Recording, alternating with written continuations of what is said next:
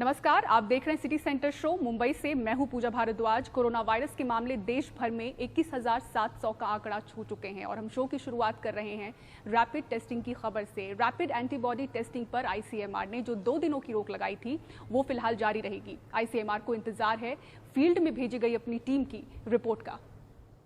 सारे स्टेट्स को ये सलाह देना है कि अगले 2 दिन ये टेस्ट किट्स इस्तेमाल न करें। 2 दिन के बाद में हम क्लियर कट एडवाइजरी देने के पोजीशन में रहेंगे। गुरुवार को मियाद बेशक खत्म हो गई, पर रैपिड एंटीबॉडी टेस्ट किट के इस्तेमाल में अभी और वक्त लगेगा। हालांकि सरकार की कोशिश है कि इस देरी का असर कोरोना से लड़ाई पर न पड़े। केंद्र सरकार के अफसरों ने जानकारी दी कि कोरोना टेस्ट की क्षमता अब 33 गुना बढ़ाई जा चुकी है। कोरोना डेडिकेटेड अस्पतालों की संख्या 3.5 गुना और आइसोलेशन बेड्स 3.6 गुना महीने भर में बढ़ाए जा चुके हैं। जितने टेस्ट हो रहे हैं उनमें पहले और अब भी पॉजिटिव मरीजों का औसत 4 से 4.5% के बीच है। लगभग हम उसी जगह पर हैं जहां हम 1 माह पूर्व थे, यानी स्थिति बहुत बिगड़ी नहीं है। हम एक कांस्टेंट लाइन, अगर आप इसको देखें तो वहां पर हैं। आज की तारीख में 335 लैब हैं और करीब 3800 के आसपास कोविड डेडिकेटेड अस्पताल। संकट के इस दौर में कुछ सुकून वाली खबर भी है। 12 जिलों में 28 दिनों से कोरोना के नए केस नहीं आए हैं और 78 जिलों में 14 दिनों से नए मामले नहीं आए हैं। हम लोग का काफ़ी स्टेबल चल रहा है और जैसे कि बताया है कि 4.5% पॉजिटिविटी आ रही है, वही बिल्कुल स्ट्रेट टी टाइप की लाइन चल रही है। तो आप इसको ये भी कह सकते हैं कि हम लोग कर्व को फ्लैटन कर पाए हैं। 3 राज्य कोरोना फ्री भी हो चुके हैं। समस्या और संकट के इस दौर में जमीन पर हालात में बदलाव के जरिए हल निकालने की कोशिश भी जारी है। नई दिल्ली से परिमल कुमार, एनडीटीवी इंडिया। देश भर में डॉक्टर्स और मेडिकल स्टाफ्स अपनी जान पर खेलकर कोरोना से जंग लड़ रहे हैं, कोरोना के मरीजों का इलाज कर रहे हैं। लेकिन जब उनके साथ ही बदसलूकी का मामला सामने आता है तो वाकई उनकी नाराजगी जायज लगती है। दिल्ली के एलएनजेपी अस्पताल के मेडिकल स्टाफ्स के साथ क्या हुआ, आप खुद ही सुनिए। आज एक घटना हुई है हमारे साथ। बाहर कैट से पेशेंट लेकर के आए 2 लोग। उनका पेशेंट को हमने देख लिया था। क्योंकि सारे डॉक्टर काम में बिजी थे, इसलिए उन्हें थोड़ी देर वेट करने को बोला गया, लेकिन उनसे सब्र नहीं हुआ। वो डॉक्टर के पास गए, अपना मास्क निकाला और अपना सूट निकाल के डॉक्टर के बहुत करीब आ गए। जब डॉक्टर ने उनसे कहा कि सोशल डिस्टेंसिंग मेंटेन कीजिए, तो वो लोग आर्ग्यू करने लगे और उन्होंने कहा कि अगर हमें कोरोना होगा तो हम आपको भी करेंगे। इस बात पे जब उन्हें दूर किया गया, अपने से दूर करने की कोशिश की गई, तो वो एग्रेसिव हो गए और डॉक्टर के ऊपर हाथ उठा दिया। जब उन्होंने डॉक्टर के ऊपर हाथ उठाया तो हमने लेडी गार्ड को बुलाया, क्योंकि जिसने हाथ उठाया वो एक फीमेल स्टाफ था, कोई जो कैट्स में काम करता था। उसके साथ में एक मेल स्टाफ था जिसने पीछे से आकर के हमारे लेडी गार्ड की गर्दन पकड़ ली और गालियां देना शुरू कर दिया। हम अपने काम से में ये सब चीजें इन लोगों से डील करें, इन वीडियो से डील करें या अपना काम करें। आप प्लीज हम इस चीज को समझें और आप हमारा भी नजरिया देखें और हमारी प्रॉब्लम्स को समझें। और जामा मस्जिद के पास गली चूड़ीवालान में एक ही परिवार के 11 लोग कोरोना पॉजिटिव पाए गए हैं। दरअसल इस परिवार का एक सदस्य विदेश से लौटा था, कोरोना पॉजिटिव था, वो मैक्स अस्पताल में भर्ती है। आप लोगों को सूचित किया जाता है, कर्फ्यू का टाइम कल 24 तारीख से चेंज हो गया है। पुरानी दिल्ली की तंग गलियों में पुलिस की मुस्तैदी बढ़ गई है।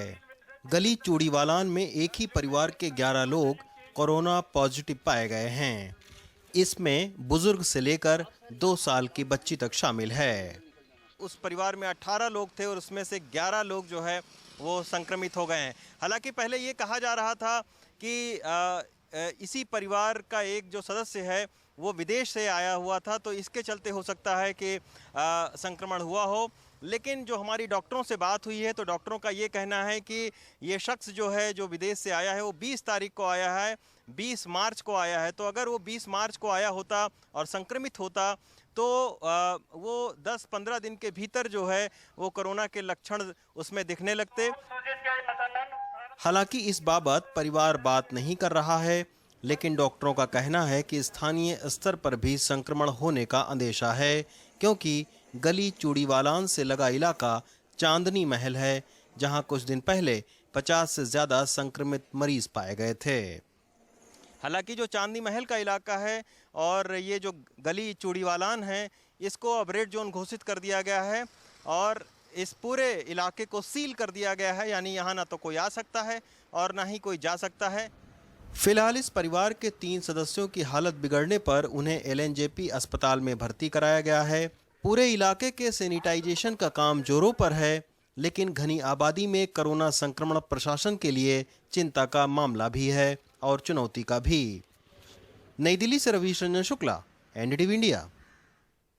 इधर रायबरेली में डॉक्टर्स ने जब मेडिकल स्टाफ्स को क्वारंटीन करने की बदइंतजामी का वीडियो वायरल किया तो प्रशासन ने उनके रहने का बेहतर इंतजाम किया और सीएम योगी आदित्यनाथ ने भी सरकारी अफसरों से साफ कह दिया कि जिन क्वारंटीन सेंटर्स में डॉक्टर्स और मेडिकल स्टाफ्स को रखा जा रहा है उन्हें कोई भी परेशानी नहीं होनी चाहिए। रात में 3 बज रहा है, लाइट चली गई है, पंखा कुछ नहीं, ये लैट्रिन आप देख रहे हैं जाम है। एक्टिव क्वारंटाइन का लंच आया है, खाना आया है, एक में ही सब कुछ, पूड़ी भी, नीचे सब्जी पड़ी हुई है। बछरावा के जयप्रकाश नारायण सर्वोदय स्कूल में रायबरेली में कोरोना के मरीजों का इलाज कर रहे डॉक्टर्स और पैरामेडिकल स्टाफ को क्वारंटीन किया गया, लेकिन डॉक्टर्स वहां की बदइंतजामी से इतना नाराज हुए कि उन्होंने इसका शिकायती वीडियो बना के लोगों को भेजना शुरू किया। सोने की व्यवस्था ऐसे दी गई है कि एक स्कूल है, उस स्कूल में बड़े बड़े क्लासरूम हैं और उस क्लासरूम में 4 बेड लगा करके दे दिए गए हैं, जो कि एक्टिव क्वारंटाइन के लिए टोटली गलत है। उसके अलावा यहाँ 3 बाथरूम हैं जो जेंट्स के लिए हैं, तीनों चौक हैं। हम लोगों की शिकायत पे एक सचल शौचालय बाहर खड़ी कर दी गई है। यहाँ के जो मेल स्टाफ उसको यूज करेंगे। यहाँ नहाने के लिए बाथरूम नहीं है, रात भर लाइट नहीं थी और सवेरे से नाश्ता पानी कुछ नहीं आया, पीने का पानी एक भी नहीं। एक बोतल आया 20 लीटर का 11:30 बजे, जो कहा गया कि 25 लोगों के स्टाफ में 1 बोतल पर डे दिया जाएगा। इसके साथ ही डॉक्टर्स ने अपने रहने वाली जगह के वीडियो भी शूट किए और उसको वायरल किया।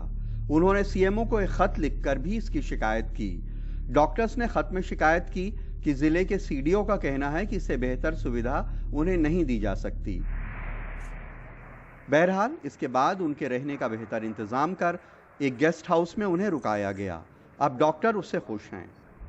जब मैंने भी उस जगह का निरीक्षण किया तो मुझे वो स्थल संतोषजनक नहीं लगा मेडिकल टीम के लिए और पैरामेडिकल टीम के लिए। तो उसमें प्रशासन के सहयोग से गीतांजलि गेस्ट हाउस में अब एक्टिव क्वारंटीन की व्यवस्था कराई गई है।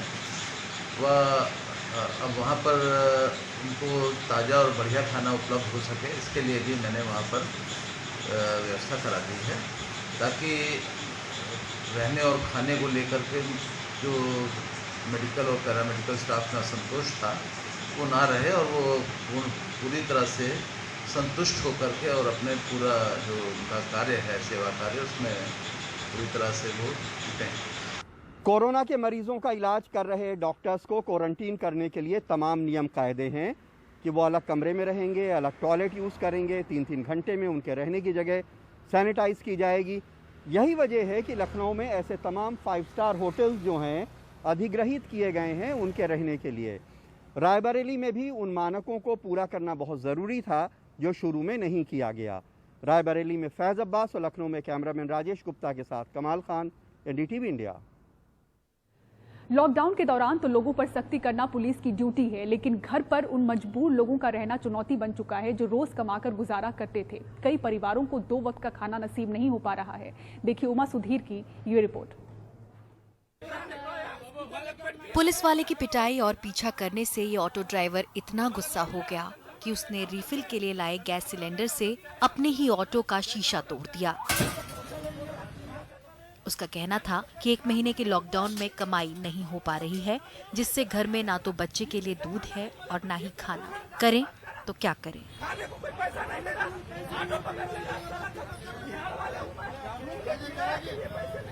मीरचौक थाने की पुलिस उसे अपने साथ ले गई। सिकंदराबाद में 1 महीने से कमाई से महरूम एक गरीब पुजारी स्थानीय नेता की ओर से दान में दिया जा रहा चावल लेने आया था। दामाद के साथ लौटते वक्त पुलिस ने उनकी 2 पहिया गाड़ी जब्त कर ली। पुजारी की लाख मिन्नतों के बाद भी पुलिस वालों ने उनकी गाड़ी नहीं लौटाई। पुलिस कुछ भी सुनने को तैयार नहीं है, वो केवल गाड़ियां जब्त कर रही है। मेरे पास उचित स्वास्थ्य कारण है और मैं पुलिस की अनुमति लेकर आया था, लेकिन उन्होंने हमारी गाड़ी जब्त कर ली। आम लोगों को ऐसे परेशान नहीं किया जाना चाहिए। पुलिस ने लॉकडाउन के दौरान 1,20,000 से ज्यादा वाहन जब्त किए हैं।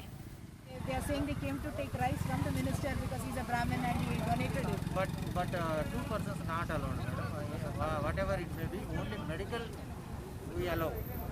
Other than medical, we can't allow. I know that the police has seized more than 1 lakh vehicles. What happens now? How do they get hold? Yeah, they have to వాళ్ళ పర్సనల్ ఇది చూసుకోవాలి, పర్సనల్ का mail చూసుకోవాలి తప్పదు। Lockdown का कड़ाई पालन कराया जा रहा है। 2 पहिया वाहन पर एक ही व्यक्ति के बैठने की इजाजत है। दुविधा है कि लॉकडाउन के बिना वायरस नहीं रुकती और लॉकडाउन के साथ कमाई नहीं होती और जिंदगी नहीं चलती। हैदराबाद से कैमरा पर्सन नागराजू के साथ उमा सुधीर, एनडीटीवी इंडिया के लिए।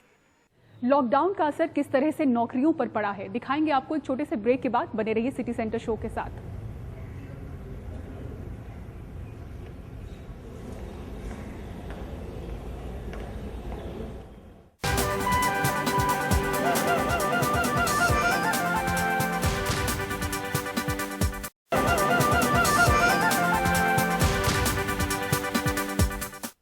कोरोना वायरस की इस महामारी ने पूरी दुनिया की अर्थव्यवस्था को हिलाकर रख दिया है। इसका सीधा असर नौकरियों पर पड़ता हुआ नजर आ रहा है। बड़ी बात यह है कि इसका असर आईआईटी और आईआईएम जैसे इंस्टीट्यूट से पास होने के बाद मिलने वाली नौकरियों पर पड़ता दिख रहा है। आम दिनों में आईआईटी और आईआईएम से पास होने के बाद छात्र शानदार नौकरी हासिल करते थे और कई बार सुर्खियां भी बनाते थे, लेकिन कोविड-19 की महामारी की चपेट से ये भी अछूते नहीं रहे। हाल ही में आईआईएम बेंगलुरु से पास हुए एक ग्रेजुएट ने एनडीटीवी से बात की और बताया कि अब कई छात्रों को वहां भी मुश्किल हो रही है। संस्थान की प्लेसमेंट प्रक्रिया के जरिए अब तक 924 छात्रों को नौकरी की पेशकश मिल चुकी है। इनमें से 6 छात्र कोविड की वजह से अपना रोजगार गंवा चुके हैं। संस्थान की प्लेसमेंट टीम छात्रों के लिए वैकल्पिक अवसरों पर काम कर रही है। आईआईटी बेंगलुरु के प्रोफेसर यू दिनेश कुमार ने कहा कि करियर डेवलपमेंट सर्विसेज ने बयान जारी कर अपने ग्रेजुएट छात्रों को भरोसा दिलाया है। आईआईएमबी की नौकरी देने वाले एजेंसियों संस्थाओं से अच्छे संबंध रहे हैं। उन्होंने भरोसा दिलाया है कि बुरे हालात में भी वो उनका भरोसा नहीं तोड़ेंगे। आईआईएमबी इंटर्न और फुल टाइम नौकरियों के लिए अपने छात्रों की मदद करेगा। आईआईटी गुवाहाटी का कहना है, मौजूदा अस्थिर माहौल में भी हमारे प्लेसमेंट पर प्रभाव नहीं पड़ता दिख रहा है। घरेलू या अंतर्राष्ट्रीय नौकरियों के ऑफर वापस नहीं हुए हैं। कुछ की ज्वाइनिंग की तारीखें जरूर टली हैं। इंटर्नशिप के लिए हम कंपनियों को वर्क फ्रॉम होम के विकल्प दे रहे हैं। इस वक्त हम छात्रों की मदद करने की भरपूर कोशिश कर रहे हैं। वहीं आईआईटी बॉम्बे में नौकरियों के ऑफर वापस नहीं हुए हैं, लेकिन कैंपस के फिर से खुलने तक प्लेसमेंट टल गई है। लॉकडाउन का लोगों के निजी और प्रोफेशनल जीवन पर असर जरूर पड़ा है। यहाँ तक कि शानदार डिग्रियां हासिल होने के बाद भी नौकरियों पर परोक्ष रूप से असर पड़ता जरूर नजर आता है। बेंगलुरु से सैम डैनियल के साथ माया शर्मा की रिपोर्ट, एनडीटीवी इंडिया के लिए। हर वक्त पर्यटकों से गुलजार रहने वाला महाराष्ट्र का ताडोबा नेशनल पार्क लॉकडाउन की वजह से बंद है, लेकिन आप घर बैठे ही जंगल सफारी का मजा उठा सकते हैं, क्योंकि ताडोबा नेशनल पार्क ने अब ऑनलाइन जंगल सफारी शुरू की है।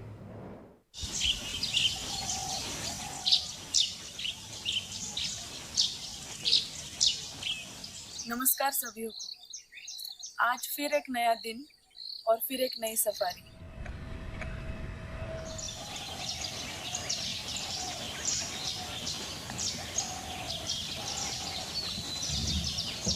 लॉकडाउन में वन्य जीव प्रेमियों के लिए खुशखबरी। अब घर बैठे कर पाएंगे जंगल safari. Tadoba Andhari tiger reserve ने ऑनलाइन सफारी शुरू की है। क्रूगर नेशनल पार्क में ऑनलाइन टूरिज्म सफारी शुरू किया करके हमने मीडिया में देखा था और उससे ही हमने इंस्पिरेशन लिया और हमने भी एक कोशिश किया। हमारे जो तड़ोबा रेगुलर विजिट्स के लिए कुछ कर सकते हैं क्या करते हैं। सो अकॉर्डिंगली हमने तड़ोबा अपडेट्स करके रोज पार्क में जाते हैं, हमारा स्टाफ ही जाते हैं और शूट करके वापस आके उसको एडिटिंग और वॉइस ओवर करके नेक्स्ट डे हम यूट्यूब में लाइव स्ट्रीमिंग करते हैं। On an average 25 to 30 minutes का ये शो होता है और इसको आप देखने के लिए mytadoba.org में जाके तड़ोबा अपडेट्स लिंक में गए तो आप डायरेक्ट यूट्यूब जो लिंक है उसमें आप जा सकते हैं। नागपुर से 150 किलोमीटर दूर चंद्रपुर जिले में स्थित ताडोबा महाराष्ट्र का सबसे पुराना और सबसे बड़ा नेशनल पार्क है। 2019 की बाघों पर जनगणना की माने तो रिजर्व में लगभग 115 बाघ हैं, जो राज्य में सबसे ज्यादा हैं। अप्रैल, मई और जून महीने में हर दिन ताडोबा में करीब 1500 टूरिस्ट पहुंचते थे, लेकिन ये मार्च 18 से बंद है। ऐसे में ताडोबा ने ऑनलाइन सफारी के जरिए सीधे लोगों के घरों में पहुंचने की पहल की है। ये सफारी लॉकडाउन तक जारी रहेगी। मुंबई से पूजा भारद्वाज की रिपोर्ट, एनडीटीवी इंडिया के लिए। और इसी के साथ सिटी सेंटर शो में मुझे दीजिए इजाजत, लेकिन खबरों के लिए बने रहें एनडीटीवी इंडिया के साथ। नमस्कार।